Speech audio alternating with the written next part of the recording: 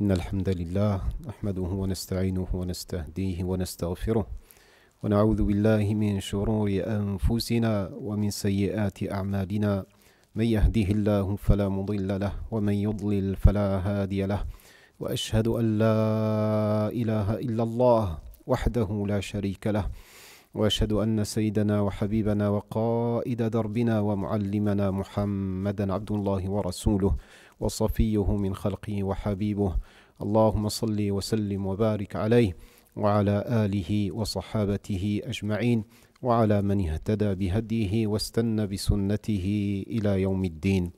يا أيها الذين آمنوا اتقوا الله وقولوا قولا سديدا يصلح لكم أعمالكم ويغفر لكم ذنوبكم ومن يطع الله ورسوله فقد فاز فوزا عظيما.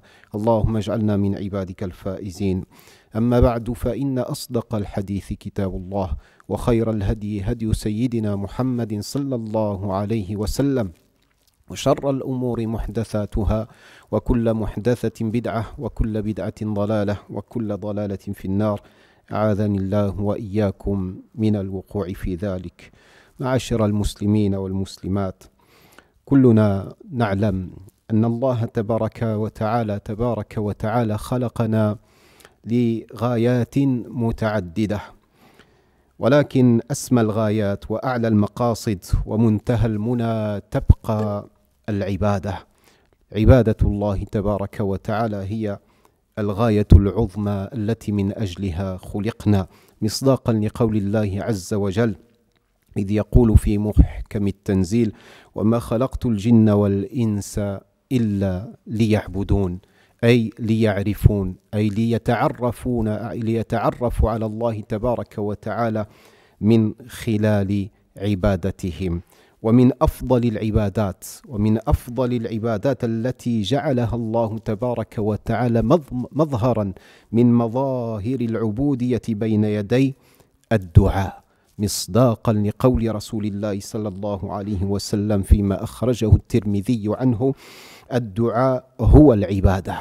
وأخرج كذلك الترمذي في حديث آخر: الدعاء هو مخ العبادة. وقد أمرنا الله تبارك وتعالى في غير ما آية من القرآن الكريم أن ندعوه وأن نتضرع بين يديه، وقال ربكم ادعوني أستجب لكم، ادعوا ربكم تضرعا وخفية. وهكذا تواردت وتوافدت علينا الآيات في القرآن الكريم بالأمر بالدعاء. فلذلك لا ينبغي لعاقل ولمسلم ومؤمن أن يغفل عن هذه العبادة العظمى. Mes chers frères et sœurs en islam, nous savons tous pertinemment que Dieu nous a créés pour différents objectifs. Mais le plus noble de ces objectifs, la finalité, la plus grande de ces finalités, la plus belle de ces finalités, c'est finalement de nous exprimer ou d'exprimer notre adoration d'Allah tabaraka wa ta'ala conformément à ce que notre Créateur et notre Seigneur a dit dans le Coran Al-Karim: je n'ai créé les djinns et les hommes que pour qu'ils m'adorent, en fait que pour qu'ils me reconnaissent. Et à travers notre adoration, nous allons à la rencontre et à la connaissance d'Allah tabaraka wa ta'ala. Et parmi les plus belles adorations qui puissent exister, qu'Allah tabaraka wa ta'ala a fait de cette adoration une manifestation de notre servitude devant lui, devant notre Créateur, devant notre Seigneur, eh bien c'est l'invocation, le fait de l'invoquer, de le supplier. Le dua, c'est ce qu'on appelle les supplications. Comme l'a dit notre bien-aimé prophète Muhammad sallallahu alayhi wa sallam dans un hadith rapporté par Abu Daoud et At-Tirmidhi, l'adoration, le dua, c'est l'adoration. Et dans un autre hadith rapporté également par At-Tirmidhi, il nous dit que le dua, la supplication, c'est la quintessence de l'adoration. C'est ce qu'il y a de plus pur et de plus profond dans l'adoration. Et nous savons tous que les du'as sont une excellente adoration d'Allah tabaraka wa ta'ala. Et Dieu nous a ordonné de l'invoquer, de le supplier. Vous savez, il y a des gens, quand on leur demande quoi que ce soit, ils s'énervent, ils se mettent en colère. Et Allah tabaraka wa ta'ala, c'est le contraire. Si on ne l'implore pas, finalement, il n'est pas content. envers nous. Et Allah dit dans le Coran Karim, invoquez-moi, je vous exaucerai. Et votre Seigneur vous a ordonné de l'invoquer, il répondra à chacune de vos du'as. Implorez Allah tabaraka wa ta'ala humblement et secrètement et discrètement, il saura vous répondre. Et malheureusement, il y a des gens qui ont abandonné cette adoration d'Allah tabaraka wa ta'ala pour plusieurs prétextes. Certains penseraient qu'ils n'auraient pas besoin d'adresser leur demande à Allah tabaraka wa ta'ala, mais ils se fourvoient, ils font erreur. Et d'autres n'ont pas pris la peine d'y penser et ont oublié d'invoquer Allah tabaraka wa ta'ala. D'autres oublient d'invoquer Allah tabaraka wa ta'ala alors qu'ils frappent à toutes les portes. Ils ont essayé toutes les portes, toutes les solutions possibles qu'ils pensaient être accessibles et pouvoir leur apporter une aide quelconque, mais ils ont oublié la vraie porte, la porte d'Allah tabaraka wa ta'ala. Et dans chacun de ces prétextes, finalement, ou même certains pourraient penser que Dieu n'a pas exaucé leur demande, donc ils abandonnent l'adoration, ou certains disent Dieu m'a exaucé, je n'ai plus besoin d'invoquer. Et là, encore une fois, c'est une véritable perte que d'abandonner l'adoration d'Allah tabaraka wa ta'ala, et précisément cette adoration qui est l'invocation, parce que en fait nous faisons que refermer une porte de l'adoration d'Allah tabaraka wa ta'ala, et un moyen, et quel moyen de nous rapprocher d'Allah tabaraka wa ta'ala. Dans tous les cas, mes chers frères et sœurs en islam, à chaque fois que l'on fait des invocations ou qu'on n'en fait pas, par exemple, ou que Dieu n'exauce pas, il ne faut jamais, jamais, jamais porter de jugement sur Allah tabaraka wa ta'ala. Parfois, on demande des comptes à Dieu, mais en réalité, il n'a de compte à rendre à personne. Parfois, on demande des comptes à Dieu parce qu'il a tardé à nous exaucer. La tutalib rabbaka bi ta'akhuri matlabik, walakin talib nafsak bi ta'akhuri adabik. C'est-à-dire, ne demande pas à ton Seigneur pourquoi il a tardé à te répondre, alors que plutôt tu devrais te poser toi-même la question, le fait de l'indécence de ton comportement et la manière et l'attitude que tu as devant Allah tabaraka wa ta'ala. Souvent, nous abandonnons les invocations au prétexte que Dieu n'a pas exaucé notre demande. Ne porte aucunement un jugement sur Allah tabaraka wa ta'ala. Dieu t'a promis, tôt ou tard, il t'exaucera d'une manière ou d'une autre, il t'exaucera. Pas forcément comme toi tu le souhaites, pas forcément au moment où toi tu le souhaites, mais lui, il est ahkamul hakimin, c'est-à-dire qu'il est le plus sage des sages, et sa sagesse dépasse même l'entendement. L'absence de réponse, vraisemblablement une absence de réponse, eh bien, c'est souvent vécu comme une privation, laquelle véhicule en nous de la souffrance, de la douleur. En fait, si on souffre quand il n'y a pas de réponse, c'est parce qu'on ne comprend pas ce que Dieu a voulu. Nous vivons la privation comme étant une véritable souffrance, alors que si nous avons pris conscience et si nous prenons véritablement conscience de ce qu'est cette privation, nous la verrons plutôt comme un don venant de la part d'Allah tabaraka wa ta'ala. Dieu dissimule des messages ici et là dans chaque événement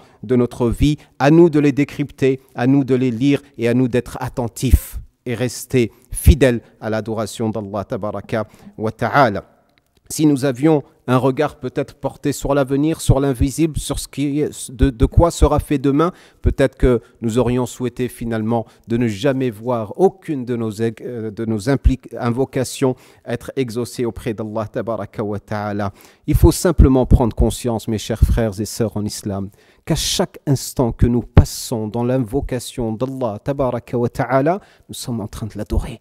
Et y a-t-il un privilège plus grand que celui-ci? Y a-t-il une chance plus grande que celle-ci? Y a-t-il un cadeau plus grand que celui-ci, que d'être dans la vocation d'Allah tabaraka wa ta'ala, et qui est la meilleure au demeurant des adorations? Donc ne sais-tu pas que le prophète sallallahu alayhi wa sallam a dit, lorsque tu invoques Allah tabaraka wa ta'ala, lorsque tu le supplies et tu l'implores, eh bien Allah tabaraka wa ta'ala va t'exaucer d'une manière ou d'une autre. Soit il t'exauce conformément à ce que toi tu recherches et ce que tu attends. Soit au contraire, il repousse un mal qui était censé s'abattre sur toi, mais par ton invocation, Allah tabaraka wa ta'ala a éloigné cette calamité, ce mal qui devait s'abattre sur toi. Et le troisième, eh bien, c'est que si Allah tabaraka wa ta'ala ne t'exauce pas maintenant, il te réserve la meilleure des récompenses le jour du jugement dernier. Et quand tu découvriras cette récompense, eh bien, tu aurais souhaité qu'aucune de tes demandes n'aurait été exaucée auprès quand tu as imploré Allah tabaraka wa ta'ala. Donc, le mot d'ordre ici, c'est de continuer à adorer Allah tabaraka wa ta'ala par le biais des du'as, tout en sachant que la meilleure des du'as, c'est pas ce que nous réclamons pour nous-mêmes. C'est pas ce que nous recherchons pour nous-mêmes. Mais la meilleure dua qui puisse être adressée à Allah tabaraka wa ta'ala, c'est de nous donner d'être comme lui, il veut qu'on soit, à savoir des serviteurs sincères, pieux, de bonté, de générosité. Qu'Allah tabaraka wa ta'ala nous aide à y parvenir. Amin ya rabbil alamin. Il peut très bien exaucer tes invocations, mais ce n'est pas un signe de son amour. Car Allah tabaraka wa ta'ala a exaucé à plusieurs personnes, même à Iblis, il lui a exaucé ses invocations. Ce n'est pas le signe de l'amour. Mais le signe de l'amour, c'est que tu continues à invoquer Allah tabaraka wa ta'ala, que tu fasses partie de ces privilégiés qui, lorsque plusieurs personnes ont abandonné l'entretien intime avec Allah tabaraka wa ta'ala, le fait de pouvoir lui parler, c'est un privilège, et quel privilège une fois de plus. Donc ne te prive pas de cette belle adoration, et nous avons énormément besoin de continuer cette adoration, surtout durant cette période et ce moment qui est, comme vous le savez, très difficile, avec la pandémie, avec la crise économique également, et beaucoup de problèmes qui gravitent autour de ces choses-là. Qu'Allah tabaraka wa ta'ala nous aide à nous maintenir dans le droit chemin, qu'Allah subhanahu wa ta'ala humidifie notre langue et la ramollisse avec l'évocation et l'invocation. Amin. Wa aqulu qawli hadha wa astaghfirullah li wa lakum fastaghfiru innahu huwal ghafur rahim.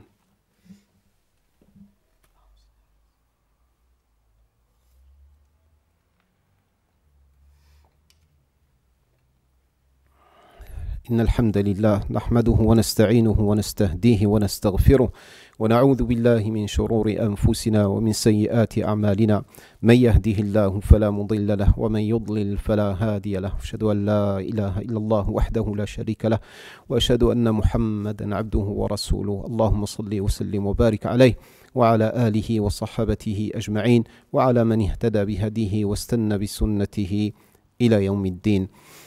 ثم أما بعد، إخوة الإيمان، أوصيكم ونفسي بتقوى الله تبارك وتعالى فإنها خير الزاد وخير الزاد التقوى. جعلني الله وإياكم من المتقين آمين يا رب العالمين. Mes frères et sœurs en islam, je vous recommande ainsi qu'à moi-même de prendre nos provisions, Inch'Allah, de nous approvisionner par la piété, car la meilleure des provisions c'est la piété. Qu'Allah tabaraka wa ta'ala embellisse notre vie par celle-ci, par l'adoration d'Allah tabaraka wa ta'ala. Avant de clôturer, j'ai une bonne nouvelle à vous annoncer, c'est que nous avons, Inch'Allah, la joie et le plaisir de vous annoncer que notre mosquée va réouvrir dès demain matin à la prière du Fajr, Inch'Allah. Et bien sûr, nous sommes tous invités à respecter scrupuleusement le protocole sanitaire et de respecter toutes les indications qui vous seront données par les membres et l'équipe de la mosquée qui vous accueilleront, Inch'Allah. Qu'Allah tabaraka wa ta'ala fasse que notre mosquée s'embellisse par de beaux prières et de belles prieuses, Inch'Allah, d'hommes et de femmes qui prient et qui invoquent Allah tabaraka wa ta'ala, qui finalement ne font qu'embellir ce lieu et embellir la vie finalement. Quand on est dans l'adoration, on ne fait qu'embellir la vie. Qu'Allah tabaraka wa ta'ala embellisse notre vie par son adoration. Et vous savez que l'adoration touche différents domaines. Qu'Allah tabaraka wa ta'ala éloigne de nous, de vous, de l'humanité tout entière, cette calamité qui s'est abattue sur elle. Qu'Allah tabaraka wa ta'ala lève et allège les souffrances de chacune et de chacun. Qu'Allah tabaraka wa ta'ala vienne en aide. Je pense à notre frère Rida, Al-Hajj Rida, qui est une personne âgée qui est fatiguée, malade en ce moment. Son fils également, Arsalan, qui vient de subir une opération. Qu'Allah tabaraka wa ta'ala leur vienne en aide. Qu'Allah tabaraka wa ta'ala guérisse tous nos maladies, ya Rabbil alamin.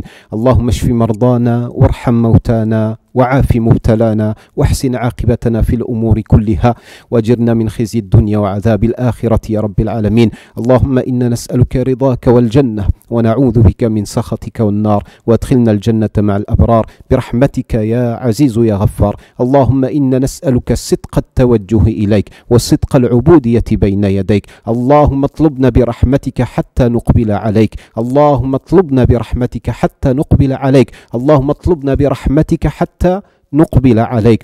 اللهم اجمع قلوبنا على طاعة توصلنا بها إليك يا رب العالمين يا أكرم الأكرمين. جعلنا من عبادك الصادقين، جعلنا من عبادك المخلصين، جعلنا من عبادك الصالحين، جعلنا من عبادك المتقين، جعلنا من عبادك المقبولين، ولا تجعلنا من المطرودين برحمتك يا حنان يا منان يا رحيم يا رحمن. اللهم إنا نسألك أن تشفي مرضانا ومرضى المسلمين. اللهم اغفر لنا ولوالدينا ووالد والدينا ولمشايخنا وعلمائنا ولمن له حق علينا، وللمسلمين والمسلمات والمؤمنين والمؤمنات الأحياء منهم والأموات، إنك سميع قريب مجيب الدعوات. اللهم اصلح أولادنا، اللهم اصلح بناتنا، اللهم اصلح زوجاتنا، اللهم اصلح شبابنا، اللهم اصلح شيوخنا، اللهم اصلح مجتمعنا، اللهم اصلح أمة حبيبك محمد صلى الله عليه وسلم، وردنا جميعا إلى دينك ردا جميلا، وردنا جميعا إلى دينك ردا جميلا برحمتك يا حنان يا منان يا رحيم يا رحمن.